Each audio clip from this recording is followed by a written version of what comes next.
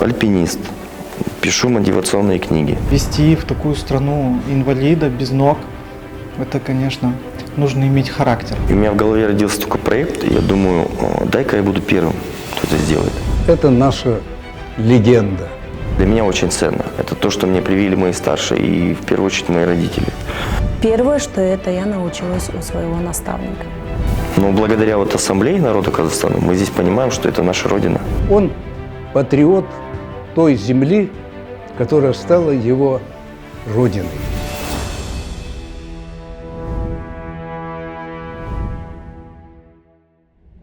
Всем привет, мое имя Вадим Цхе. Я родился в Цельнограде в 1978 году. Окончил среднюю школу номер 2. Затем после этого поступил в механико-технологический колледж, техникум. По окончании колледжа вступил уже в такую сознательную, еще тогда молодую жизнь. Занимался всю жизнь спортом. То есть и бокс был, и рукопашный бой, и самбо. И вот этот вот сгусток энергии нужно было куда-то направить, преобразовать всю эту силу. И в 2001 году я возглавил молодежное движение при столичной ассоциации корейцев Казахстана. И с 2001 года по 2011 год я был лидером молодежного движения именно по городу Астана. За все это время очень много было таких вот в самом начале амбициозных идей, которые бы раскрыли меня как личность. И я считаю, что вот именно молодежное движение, где я проводил очень много времени, позволило мне понять, кто я, откуда и куда. То есть самое главное, что вот в нашей многонациональной стране, родине, сохранить вот эти культурные и традиционные коды, которые можно затем использовать преемственность, передавать их дальше из поколения в поколение. Потому что история – это то, к чему мы очень бережно должны относиться, то, что мы должны защищать от всяких внешних воздействий. Поэтому в этом плане мой выбор, который я сделал, мне было, по-моему, лет 20 тогда только, начинал всем заниматься, помимо спорта и фитнеса. То есть я считаю, что вот именно ключевую роль именно сыграла вот именно Ассоциация корейцев Казахстана и моя деятельность в Ассамблее народов Казахстана. Потому что, как нам говорили старшие, общайся с мудрыми, мудрым станешь. И вот в этом плане очень сильная была корректировка и поддержка именно старшего поколения. Что касается вот именно вот этого периода, когда я начал заниматься именно в молодежном движении, помимо этого я был представителем обменной программы студенты из США и Казахстана могли обмениваться именно опытом, поэтому я тоже возглавил именно.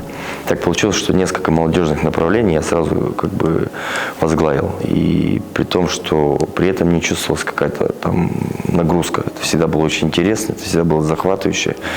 Это новые встречи, новые люди, это делиться опытом. Поэтому помимо молодежного движения я возглавлял представлял северному региону Казахстана именно обменную программу среди студентов, сам был участников неоднократно. Затем возглавил ансамбль «Самуль-Нури»,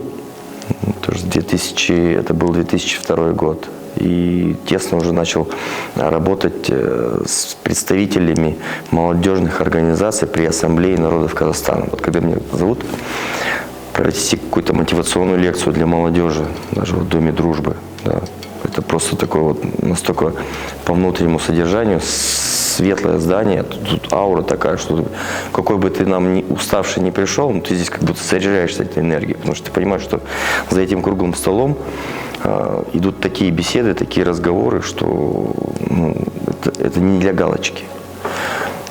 И я говорю, вы как хотели меня представить? Мое имя Вадим.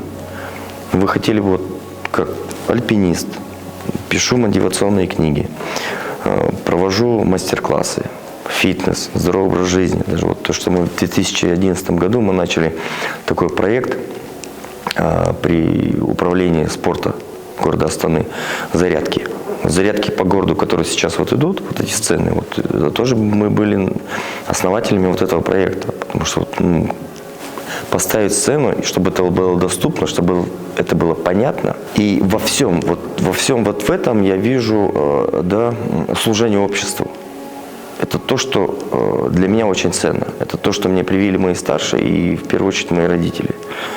Потому что мы живем в такой стране, каждый привносит сюда не для раскрытия какого-то шкурного, да, своего интереса, а именно ты получаешь удовольствие, когда это приносит обществу, нашему народу, да, нашим людям пользу. Вот. И то, что у меня со временем, конечно, не сразу, но вот именно корыстные цели ушли на какой-то там 3-й, 4-й, 5-й, 10-й план, я думаю, что благодаря вот именно тому, что я видел изнутри, как формируются вот эти все проекты и идеи, как они реализуются, как люди вкладывают сюда и физическую, и духовную, и моральную силы. Поэтому, ну, для меня это очень ценно. Наш уважаемый, молодой относительно соотечественник Вадим Цхе уже сегодня в нашем общении житейском, уже он назван, это наша легенда. У корейцев есть, в общем, такое сильное, классическое, очень благородное выражение у корейцев. Неповторимо в жизни лишь одно – родителям высокое служение. Потому что, когда родители уйдут, начинаешь вспоминать, о многом сожалеть, что не успел. То же самое в отношении Вадима Цхе. Я прежде всего скажу, его великое человеческое достоинство, что он патриот той земли, которая стала его родиной.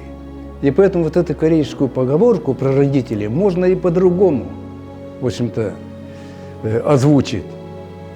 Неповторимо в жизни лишь одно – родной стране высокое служение. Почему я привел, в общем, эту высокую поэзию? Потому что вот книга, которую он издал. Книга – это вот мое впечатление в своем роде уникальное. Почему?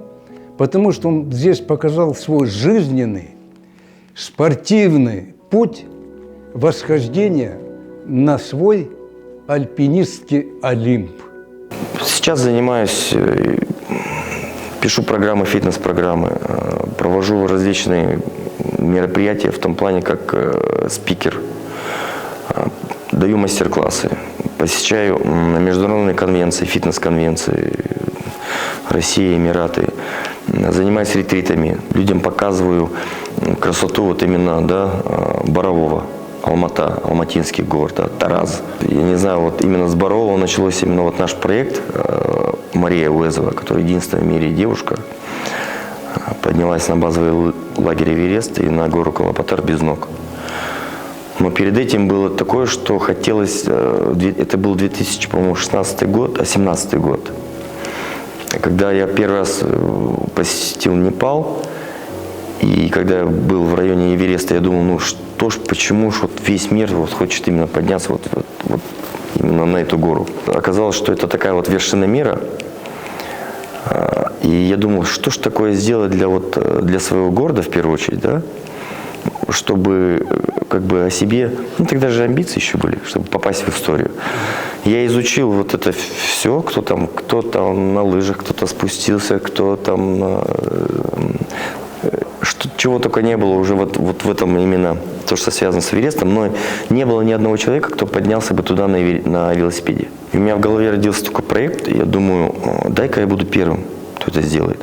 К 16 декабря я это сделал, это был 2017 год, по-моему, вошел вот в историю как первый и единственный человек, который поднялся на базовый лагерь Эверест и на гору Калапатар на велосипеде. И я помню вот эти все когда ты делаешь такое достижение, и ты в первую очередь над тобой, да, не твое вот эта стена тщеславия, да, а когда ты раскрываешь флаг Казахстана, тоже вот дорогого стоит, но это не случайность. Это вот такая работа, которая была проделана, да, всей командой. Всей командой я имею в виду, что это не альпинисты, а всей команды, которые сопровождали, указывали мне на мои ошибки, вот именно вот, начиная с 2001 года с общественной моей деятельностью. И то же самое я сказал вот Марии, да, вот, потому что Мария пришла ко мне, она весила, по-моему, 116 килограмм, и за 2 года тренировок она скинула до 60, я вижу вот этот огонь в глазах, и я думаю, что вот эту энергию надо вот куда-то преобразовать, во что-то сделать, во что-то, чтобы это в чем-то это проявилось, и чтобы это можно было пронести через всю жизнь, и этой энергией еще делиться со всеми своими близкими, и не только с семьей, да, а с теми, кто нас окружает. Я предложил ей подняться, сделать такой вот рекорд, подняться на базовый лагерь Эверест, вот, именно без ног. И вот мы к этому готовились, можно сказать, 2 года. Но перед этим у нас были Боровские горы. Это был Спящий рыцарь, это была Лысая гора за озером Катаркуль. И это была Синюха знаменитая на поляне Аблайхана, куда мы в течение, по-моему, 3 месяцев мы успешно забрались. И я вам скажу по внутреннему состоянию, я не знаю, у вас будет возможность еще с Машей побеседовать, что лучше горы, чем Спящий рыцарь в Боровом, вот, мы не видели. Хотя я был, да, и Айленд Пик, и Мира Пик, и Лабуче Пик, неоднократно на этих горах был. Был на Хантенгри. 18 раз был я на базовом лагере Эвереста и поднимался на гору Калапатар. Это все вершины, ну, 6 плюс высота. Но лучше вот по энергии, вот лучше гор, на которых я бывал в Боровом, вот для меня лично, я еще не встречал.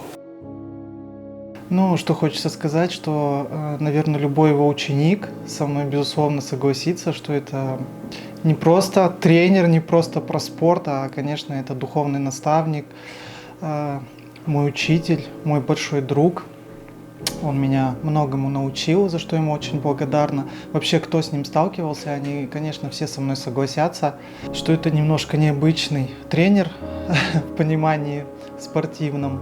С Вадимом познакомились 6 лет назад.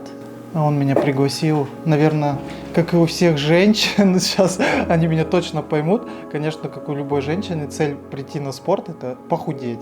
Естественно, я об этом заявила, я ему об этом сказала. Вот. Для него это оказалось не сильной мотивацией, но тем не менее он за меня взялся, начал со мной заниматься, так и не совсем простой его, наверное, клиент обычный, потому что все-таки у меня инвалидность. Вот, у меня нету 2 ног, и поэтому, я думаю, для него это был тоже интересный опыт. И мы начали заниматься спортом. Я, естественно, начала худеть. Все, в принципе, у нас классно продолжалось. Потом у нас появились новые цели. Мне нужны были протезы. Мне нужно было как-то развиваться, двигаться дальше. Вот, и все это было тяжело сделать, скажем так, на уровне государственном. Естественно, нам нужно было как-то заявить о себе, не просто так, что дайте, а что-то сделать для этого. Ну, то есть мотивацией для меня, конечно, непосредственно стал Вадим, потому что по-другому, если бы мне сказали, что я там буду лазить по горам, он сомневался один единственный раз, это когда мы уже были в Непале, то есть когда мы уже здесь все прошли вершины наши боровские, когда мы полетели в Непал, там он, конечно, сомневался, вот, но у нас все получилось, мы прилетели, дошли до базового лагеря Эвереста, поднялись на гору Калапатар, вот, подняли флаг наш там казахстанский и, безусловно, конечно, спустились. Без Вадима бы этого бы ничего бы 100% не было. Мне кажется, ни один бы человек бы на такое вести в такую страну инвалида без ног. Это, конечно, нужно иметь характер. Вот. И Вадим стал для меня мотивацией и тем человеком. Он мне полностью дал 100% уверенность, что все будет хорошо, хотя я понимаю, что он тоже переживал, тоже боялся, но все получилось. Вот это что касается альпинизма, что касается вот мотивационных книг, где я все это описываю, где все это через личный свой опыт я прошел. Это все то, что и здоровый образ жизни, да, и фитнес, это все вот эти мои как бы достижения, это все, можно сказать, вот инициативные нотки, которые начиналось именно вот в мои 20-21 год. Что я хочу сказать? С появлением в моей жизни моего наставника Вадим Петрович Ацхе, не то, что моя жизнь изменилась, да, даже тактика лечения с моими пациентами, она тоже изменилась. Сам процесс лечения, даже во время обучения, мне всегда казалось, что больше, скорее всего, во время практики врачебной, да, почему динамики у некоторых быстрее, а у некоторых как бы более дольше идет. Соответственно, на все эти вопросы мне ответил Вадим. Мы познакомились в 2019 году. Соответственно, первый раз, когда я с ним познакомилась, сразу было заметно, что у человека просто неописуемая энергия, она невероятная, да. А так как мы молодые, не совсем это все понимаем, думаю, немножко было страшновато идти на тренировки. И вообще на тренировку я пришла к нему в 2021 году в ноябре. Меня удивило с того, что он спросил, каков мой запрос. Ну и, соответственно, как девушка, я, наверное, скажу, там, похудеть, постройнеть, да, и так далее. Говорит, нет, какой твой запрос? И когда мы немножко копнули глубже, и я озвучила свой запрос, ну и, соответственно, я потом забыла, во время тренировок по максимуму мне все нравилось, поэтому я вкладывалась. И в итоге мы через какое-то время, помимо трудностей, которые были до встречи с ним, у меня появились другие трудности, но благодаря, мне казалось на тот момент, да, тренировкам, тогда я не совсем понимала философский подход к тренировкам, соответственно, мне казалось, что я хорошо справляюсь. Далее у нас было восхождение на Эверест, базовый лагерь, и вот когда во время восхождения, во время трекинга, когда ты остаешься тет-на-тет с собой, и когда ты в действительности понимаешь, что значит ответы находить внутри себя. Первое, что это я научилась у своего наставника. Сейчас мы живем в очень быстро развивающемся мире, поэтому современное государство – это то государство, которое может противостоять внешним каким-то, да, угрозам, скажем так. Поэтому вот то, что стоит внутри, вот тут стержень, да, Ассамблеи народа Казахстана. Если есть фундамент, да, вот культурно-традиционные коды, то это, наверное, стены вот дома, а в этом доме живут люди. То есть это те стены, которые могут идти от корней настолько вверх, насколько мы это будем оберегать, ценить и вкладывать вот в это именно осознанное понимание, насколько это ценно сейчас. Вот именно сейчас, вот в данный момент, который, вот вы видите, что происходит в мире, да, мы все свидетели. Но вот удержать вот это равновесие, наверное, я скажу, что это и есть основа отчизны. Когда в 30-х годах, вы знаете, да, что корейцев сюда привезли, и если бы, конечно, не казахи, не вот народ, то мы бы все погибли просто. В степи бы замерзли и все. То есть благодаря вот казахам мы вот и выжили. Но благодаря вот Ассамблее народа Казахстана мы здесь понимаем, что это наша Родина. От всей души, от всего сердца хотел бы поздравить с 30-летием, с такой прекрасной датой, Ассамблеи народа Казахстана. Пожелать всему нашему народу мира, терпения, мудрости, трудолюбия и преемственности. На мой взгляд, именно эти качества должны преобразовываться именно в такое светлое и яркое, такое то, что хочется всегда туда вкладывать свою энергию, да, вот как Ассамблея народа Казахстана.